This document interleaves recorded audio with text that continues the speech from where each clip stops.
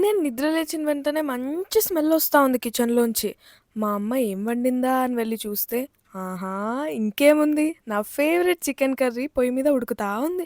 అట్లే దాని పక్కనేమో దోస పెనం కనిపించింది. ఇంక మనం ఆగుతామా?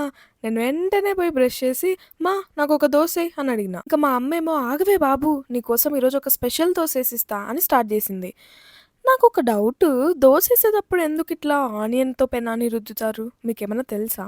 ఎనీవేస్ ఫస్టేమో ఆయిలేసి, దానిపైన దోసపిండేసి, అది కాలినాక దాన్ని ఫ్లిప్ చేసి, ఈ దోస మీద చికెన్ షేర్వా ఏసింది. ఇంక కొత్తిమీర అండ్ ఆనియన్స్ మిక్స్ చేసి వేసింది. నెక్స్ట్ ఏమో చూడండి ఇట్లా వెరైటీగా ఎగ్‌ని తురిమేసింది. చూసేకే భలే ఉంది కదా! నాకైతే మా అమ్మ చేస్తున్నంత సేపు ఎప్పుడెప్పుడు అవుతుందా? ఎప్పుడెప్పుడు తినాలా? అని అనిపిస్తా ఉండే. ఫైనల్లీ దోసైతే నా ప్లేట్‌లోకొచ్చేసింది. ఇంక ఈ దోసలోకి చికెన్ పీస్ పెట్టుకొని తింటే టేస్ట్ అయితే భలే ఉందసలు. ఎంతైనా మా అమ్మ చేతి వంట అమృతమే. అలా పొగడాలి.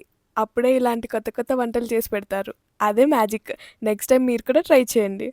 అలానే సబ్స్క్రైబ్ చేయండి.